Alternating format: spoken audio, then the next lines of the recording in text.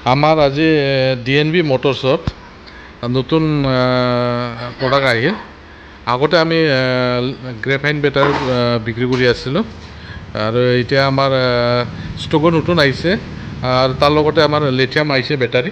আৰু ইয়াতো আমাৰ যিটো আগতে আমি গ্ৰেফাইনত আমি এবছৰ ৱাৰেণ্টি দিছিলোঁ, কিন্তু আমি এতিয়া লিথিয়ামত আমাৰ 3 বছৰ গেৰেণ্টি থাকিব বেটাৰীৰ। আৰু 100 কিলোমিটাৰ যাব এইটো। আৰু গোটেইখিনি প্ৰডাক্ট আপোনালোকে এতিয়া ভিজিট কৰিব পাৰে। আজি আহি পাইছে ৰিচেণ্টলি। সোনকালে আহক, আমাৰ ষ্টক সোনকালে শেষ হয়। আপোনালোকে যদি যিখিনি মানুহে নতুনকৈ যদি EV স্কুটি ল'ম বুলি ভাবিছে, সোনকালে আহক আৰু বুক কৰক।